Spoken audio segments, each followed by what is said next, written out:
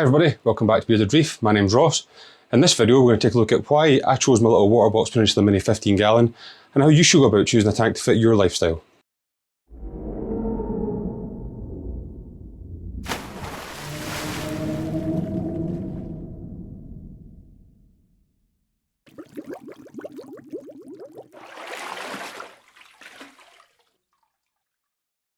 Okay, hi everybody, welcome back to the channel.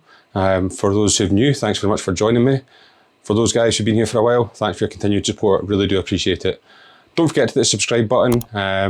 If you give me a thumbs up or a thumbs down, either way, that'd be fantastic. And leave a little comment in the video, let me know what you think of this one. But yeah, this video is going to be basically me telling you why I chose my little Waterbox Peninsula Mini 15 gallon, how you can go about choosing a tank to fit your lifestyle, and also a few home truths that I think need to be told about this hobby just now. But yeah, we'll dive into that. The main thing behind this video was actually filmed for Reef Dork. Reef builders do have a separate channel called Reef Dork just now. They do their Reef Dork at home and so on that one.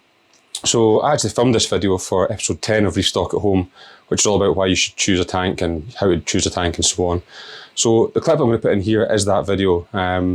Hopefully you guys will enjoy this, can take something away from it if you are thinking about choosing a tank or setting up a tank anyway.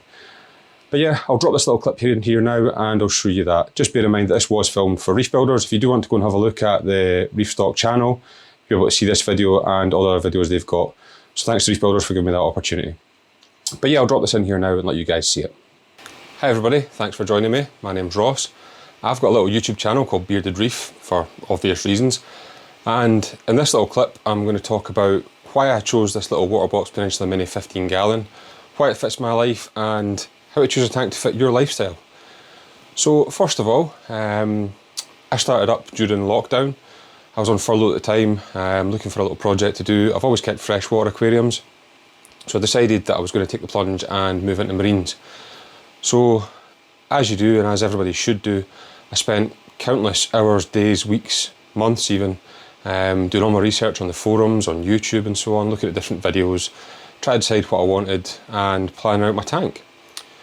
So I lead quite a busy lifestyle, you know, I work full time, I've got a lot of hobbies, I'm busy quite a lot, so I didn't want something that was going to take up too much of my time. You can quite easily get sucked in and end up having to spend so much time in this hobby, it's unreal. So I decided that I was going to go for a nano tank. Wanted something smaller, manageable, easy kind of maintenance. So I had narrowed it down to a choice of two really. First one for me was a little Fluval Evo 13.5 gallon. The second choice was the little Waterbox Peninsula Mini 15 gallon. So decided that the 15 gallon was the one that I was going to go for, the Waterbox, based on a couple of factors mainly. Just due to the fact that I liked the shape of the tank better, I liked the build quality of the tank. It was a lot nicer to look at, for me anyway, than what the Fluval was. So I decided to go for the Waterbox.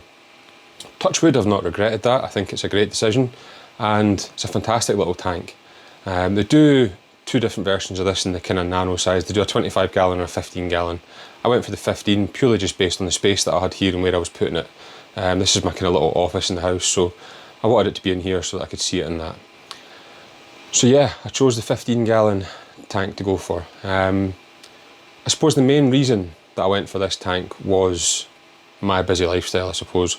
So I don't have lots of time. I work some long days, you know, I work away from home sometimes, and work changes week to week, so I wanted something that wasn't going to take hours and hours on end to do maintenance on. So basically with this little tank, I've kept it a very, very simple setup. There's not much to this tank at all. A quick run through of how the tank runs. So as you'll see, it's quite a simple setup. I've got a little AI Prime 16 HD on the top there for the light. When we move on to filtration, I've removed the standard filter sock that comes with the tank and I've put in a filter floss cup. Now that filter floss cup just holds filter floss, you just pull it out, replace it, when it's done, throw it away, that's it. So I do that maybe twice, 3 times a week, just walk into the room, lift out the floss, put new stuff in and that's it done. After that it flows through into the second chamber, it passes through some activated carbon and into the bio balls. So I've got the Max Spec bio balls. Now I've got these in an Aquaprint UK bio ball holder and the actual media stand on top of that for the activated carbon to sit in. So it flows through both the activated carbon and the bio balls. Now I have reduced my bio balls down beginner mistake. I put 1 kilo of bioballs in this tank to start with, which is far too much. It was just pulling my nutrients right down. So what I then done was I gradually removed some bioballs every week, and I'm now down to what I think is my kind of running spec of bioballs. So I've got 5 in this tank, which doesn't sound a lot, but it is only a 15-gallon tank, so it's probably still overkill for this, to be fair.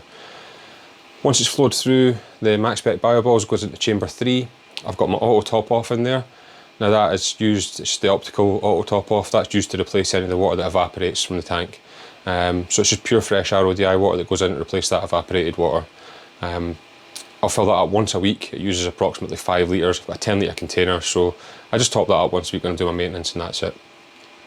So yeah, that's in chamber 3. Also in chamber 3 I've got my heater, my temperature sensor for the temperature controller, and my return pump. That is all I have in this tank. It is very, very simple. If we go back to kind of at the start, when I first started the tank, I made my aquascape and so on outside the tank, built it all up the way I wanted, and then put it inside the tank. Added my sand and so on and let it cycle. I cycled the tank using Dr. Tim's, but yeah, that's really the main thing in this tank. Now this tank is a predominantly softy LPS tank. I don't plan on keeping SPS in this tank, to be honest with you. I keep it more softy and LPS. That's what I like the colour, I like the movement and so on. Now, when it comes to weekly maintenance, all I do is I do my weekly maintenance on a Sunday. So I do my water tests the day before, make sure all my parameters are right. One thing I will say, don't go chasing parameters, you know, don't look for a specific number. Get your tank to a steady level and just keep it there. Just monitor that it's not going up and down too much and just try and keep a steady level. Whether that be higher or lower than your mate's tank, it doesn't matter. Just keep it at a steady level. You'll see when your tank's healthy and when it's happy. So yeah, like I say, Sunday comes around, so I do my water change. So I make up 10 litres of water. I make that up using the Tropic Marin Pro reef salt. Now, I found that to be really, really good reef salt. That mixes up in approximately half an hour. So all I do is I put the 10 litres of RODI water in a bucket, add in my salt. So for me, on the Tropic Marin Pro reef salt, that's 430 grams of salt. So I add that in, set the pump in there and put a little heater in. Leave that for half an hour and that'll be mixed. So in the meantime, when I'm doing that, I clean my glass, I siphon some of the sand, you know, I just disturb it up a bit. And then I take out 10 litres of water through the siphon. So I siphon out 10 litres of water. I actually put that in a separate tank. I've got another tank for the crabs to go in and so on. So that goes into my little separate tank and that gets emptied out from there. Once the tank water's ready, the fresh stuff, I just add that into this tank. I've also changed the filter floss again on a Sunday, so that's that. And that's really it. So to be honest with you, full tank maintenance from start to finish is no more than 45 minutes. So for me, to spare 45 minutes a week to do some maintenance in this tank, to keep it looking good and healthy, is more than adequate. I'm happy with that. I can do 45 minutes at any time. I choose to do it on a Sunday, usually when I've got most free time, but you can do it any time. Now, if you do go down the route of choosing a bigger tank, you know, you can go up to 3, 4, 5, 6 foot tanks. They're fantastic, they look great, you can add so much fish in them, so much coral, you know, there's so much more options with them. But just bear in mind that if you have a slightly busy lifestyle at all, it's probably not the tank for you. If you do a 10% water change, you know, that on some of these tanks that's 600, 700, 1,000 litres, 10% is a lot of water to be mixing up every week, not to mention making your RODI water. So you have to make that all up first, mix up your salt water, add it all into the tank, take it. There's a lot of work goes into that. Now I have a lot of freshwater tanks and I know the work involved in them. The saltwater tank's a little bit more involved, just purely making up salt water and RODI water and so on. But yeah, just think carefully. If you're going to choose a big tank, be prepared to do a lot of maintenance on it. I think I'm going to stick to smaller tanks now. I will be upgrading this at some point in the future. When I do get a bit more time, once I'm settled in and know what I'm doing, I'm going to be upgrading to probably a 4 foot tank for me. Now that is still a lot more maintenance, but at this stage of my life, this little tank's going to do me.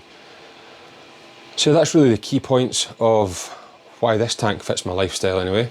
Like I say, it is predominantly soft corals and LPS that I've put in here. Nothing drastic, it's all relatively easy to keep stuff. I have had some issues with this though. I've had issues with some of the fish, I've had issues with my corals.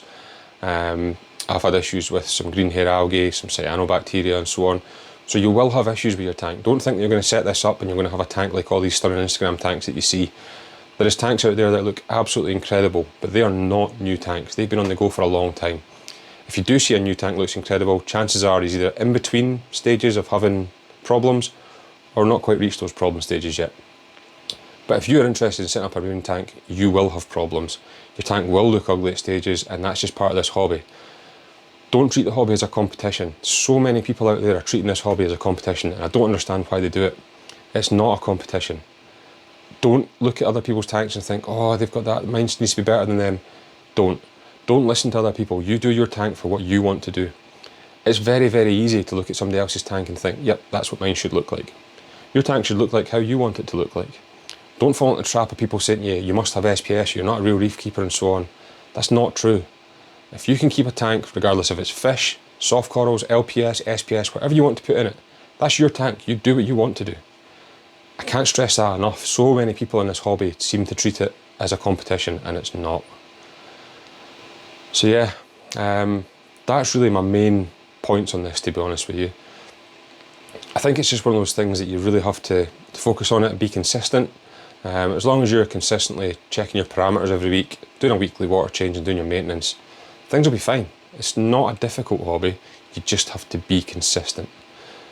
You can't neglect it for weeks on end, you've got to be there. So if you have a busy lifestyle, little nano tank's probably the one for you. Now what I will say is with the little nano tanks, you do have some issues with the fact that it's a small volume of water. So any change in that volume of water, be it your alkalinity swings, your temperature, your salinity, anything like that, that's got a massive effect on that tank compared to if it's a much larger tank.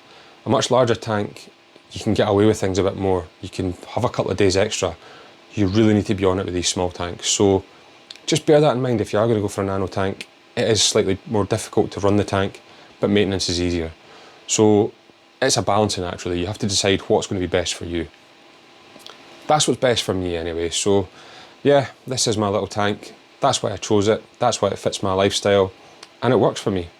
So think carefully before you choose a tank, and hopefully this has been of some help to you. So like I said, my name's Ross. Bearded Reef's my YouTube channel, so thank you very much for staying with me on this one, and hopefully that's been of some help to you guys. Okay, thanks guys, take care, bye bye. Okay, so that was that there.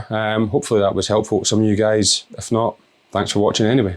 But yeah, hope everybody's staying safe out there. Thanks for your continued support of the channel, I really, really do appreciate it. I know this video was a bit different, something slightly different from the norm anyway, so fingers crossed it was something helpful for some of you at least. But yeah, hope you guys are staying safe out there, hope you're all doing well. Take care folks, we'll see you next week.